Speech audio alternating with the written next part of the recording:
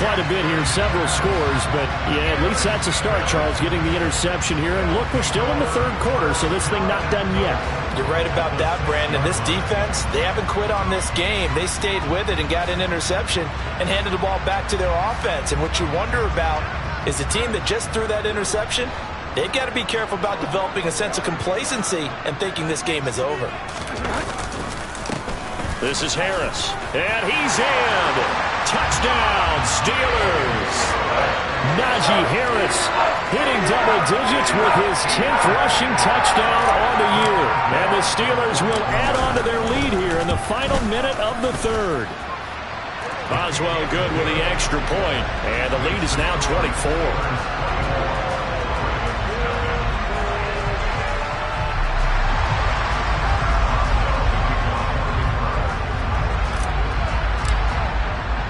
Boswell now to kick it away after the touchdown. Taken in at the 3. And not much happening on the return as he'll get this to about the 23.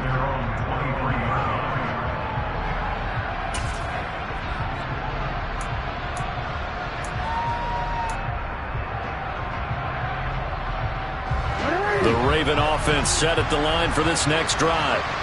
It's a game that they would rather probably forget about, at least to this point, Charles. And one reason is turnovers. A turnover on the last drive. They had the issue in the first half as well, and that's really, unfortunately for them, helped to put this game out of reach. And you know they won't admit it to themselves, but we know that winning the game is pretty much out of the picture now. So their bottom line is, how do they play a clean game the rest of this one, right? Take care of the football, no more turnovers, and see how that works. Jackson to Bateman there, first down Ravens.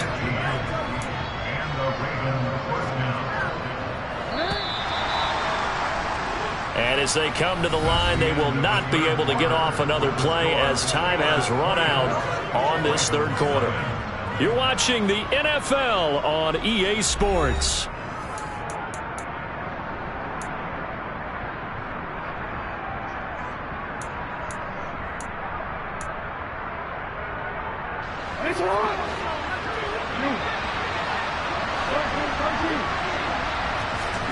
Now Jackson on first down. That's complete. It's Devin Duvernay. Operating out of Steeler territory now. Here's 1st and 10 at the 44-yard line. They go play action with Jackson. And he'll be brought down inside the 40-yard line. It is certainly becoming rarer by the year to see your franchise guy take a hit like that. The defender couldn't believe he had a shot to light him up. So when you take off and run, you have to make sure you can slide, get out of bounds, anything. Just don't leave yourself open to hits like that. A second down pass play there, but it's incomplete. And that's another play that's painted the picture of this game overall. It's been a blowout. It's been continually fueled by big turnovers and stops for one side and an inability to advance the ball from the other. The offense on third down, not good. 0 for 4 thus far. This is 3rd and 4.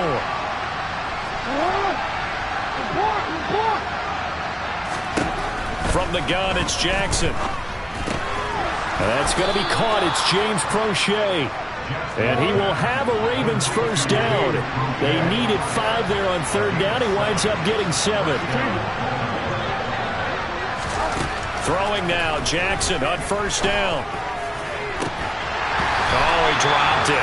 And that's pretty indicative of the way this one's gone.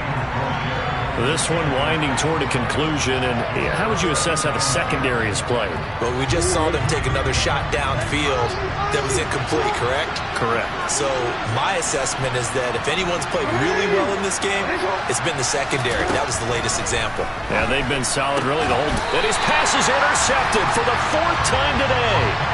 Picked off by Akello Witherspoon. And the Steelers are going to take over here at their own 22-yard line.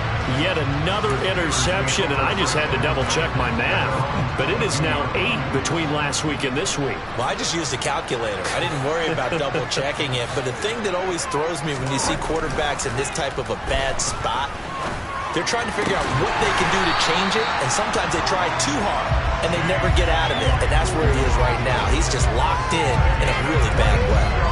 A good pickup there of 22. They have the nice cushion. They just want to pour it on right now, still throwing the football. And I know my background says, why do you need to do this? Just go ahead and run out the clock and get a win. But as many people pointed out to me, it's a video game, man. Go ahead and put the numbers up. Sportsmanship, not an issue. Exercise those fingers. And nothing much materializing there on the first down run. He'll get a couple, and that's it.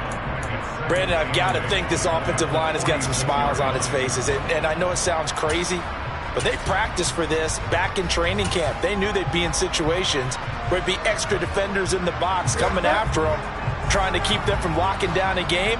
Right now, they want to show the world they're up to the challenge.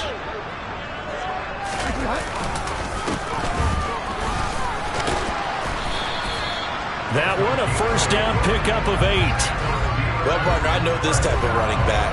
I mean, this size, this intensity usually gets better as the game goes on. I just tell you from experience, the first few quarters, oh, you're eager. You come running up there, I'm going to tackle this guy. By the fourth quarter, you're coming up and thinking about it. And D-line wearing down fourth quarter. Yeah, that's not a guy they want to see consistently.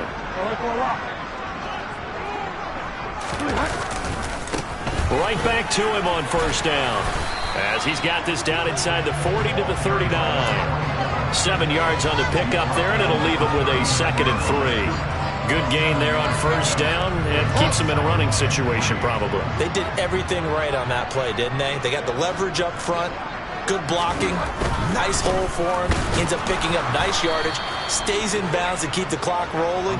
They are in charge of this scenario right now. They want to stay that way. And not in any rush offensively.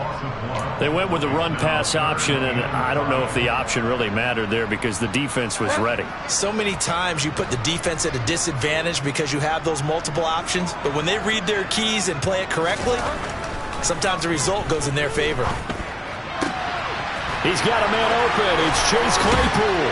Down inside the 10. And they will eventually get him down, but he's inside the 5 all the way to the 3. That's a gain of nearly 40 yards on 3rd and medium to pick up the first. No let up in this passing game. They've been a well-oiled machine throughout. And I actually saw a few guys on the sidelines at the end of the third quarter doing the old hold up 4 fingers college sign, meaning the fourth quarter is ours. And they certainly weren't kidding.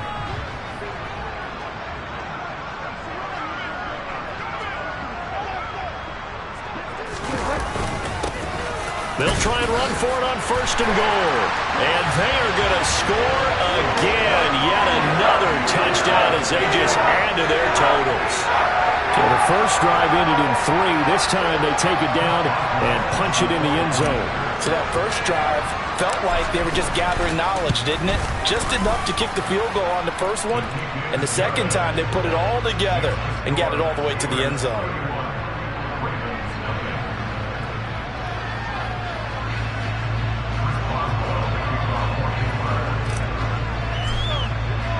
Boswell now to kick it away after the touchdown.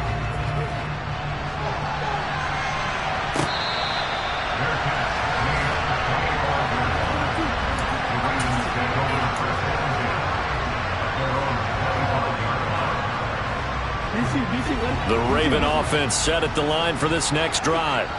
Now, they were ultra confident coming in, that's for sure. They had won 7 straight, but number 8 not looking to be in the cards right now. And they work this well upfield across the 45. A big hitter to start the drive has him up near midfield here for 1st and 10.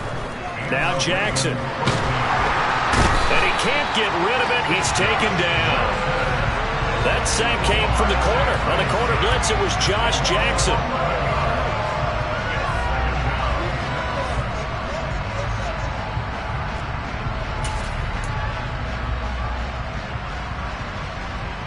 Just 2 minutes remaining here in the fourth quarter of what has been a one-sided affair. So it's Raven football here as we welcome you back. They're looking at 2nd down now as they search for a consolation score.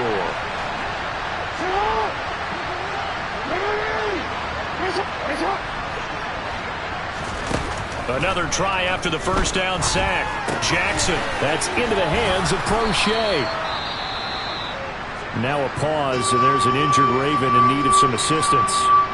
The medical staff is going to come out here and take a look, and we will take a short break. And it looks like we've got a dime set here defensively. 6 DBs in the game.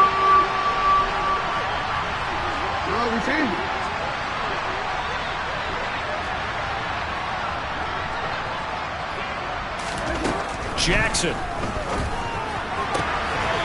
Had his hands on it, couldn't bring it in. Pretty symptomatic of how this game's been going. Well, we've talked about it, CD, but it bears repeating. They are struggling to throw the football. All the interceptions and more incompletions. It just doesn't look like things are in sync out there. I would agree with that, and it's not a good day when you feel like an incomplete pass is almost a win for you because it wasn't intercepted. And I think the receivers now, when they're running their routes, they want to catch the ball, but they also want to make sure that the defenders don't take it away. Here we go. It's Jackson on 4th down. And my goodness, another interception. Picked off by Akello Witherspoon. And he brings this one back. It's a pick 6 for a Steeler touchdown.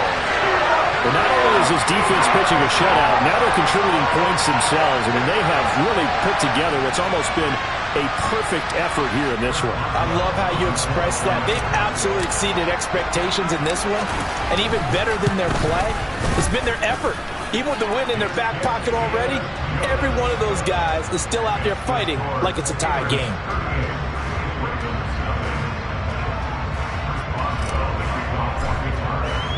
So they'll get another shot on offense following that pick 6. And now the kick is away.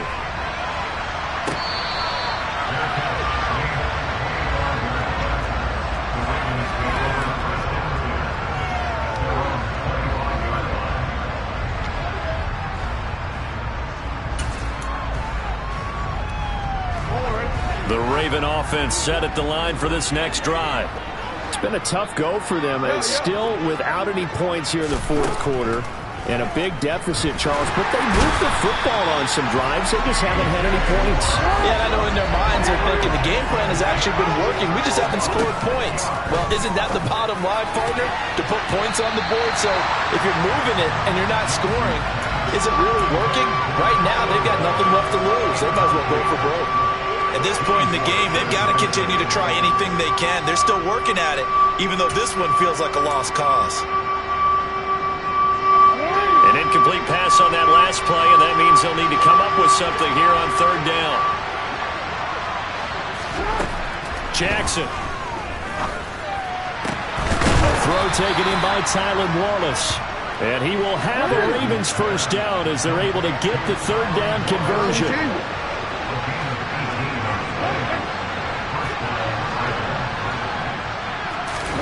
Off the play fake to Dobbins. Here's Jackson. That one complete to Prochet. And he'll be out of bounds just shy of the 40. 22 yards on the catch and run, a 1st down. Well, I mean, look, obviously there's no 20 or 30-point play in that playbook, but they can try to end things here on a positive note despite trailing big, and that looks like what they're trying to do here by pushing the ball downfield. Well, let me go with the heavy cliche then, partner. Just control what you can control right now, and all they can control here is how their final plays develop. That'll be caught. Wallace hauls it in. The Ravens going to use the 2nd of their timeouts as the clock will stop with 37 seconds to play. From the red zone now, here's Jackson on 1st down. His throw caught right around the 6. And the Ravens are going to be looking at 1st and goal as they move this down to the 4-yard line. Offense for them has been at a premium. You wonder where plays like that have been all game long. They're thinking the exact same thing themselves, but they're also looking forward now because now these plays are really for next week, trying to get some momentum going. From the gun, Jackson on the move to his left. And he can't find a receiver, and he's brought down. 1st down, a bit of a disaster, and now on 2nd and goal, back even further.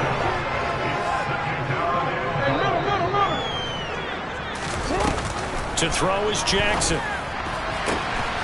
And that is caught. Well, they're going to see this one to the end. They get a score, but pretty much an exercise in futility right now. Still down big. So they will get on the scoreboard here. Give them credit for that. Too little, too late, but no zero. Oh, you're going slow clap on me. Not very nice, is it? No, but they haven't been very nice on offense. It's been a struggle.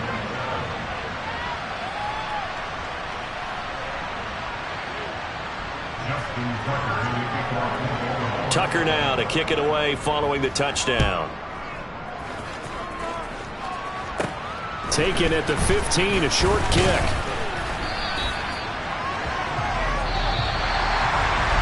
So that last kickoff, just a mere formality, obviously, Charles, wrapping up a game that they should be very happy about in which they got the win. Yeah, I thought they were clearly the better team by the end, and they earned this one with a terrific game plan and consistent effort throughout. Only fitting that they had the ball when the clock hit 0.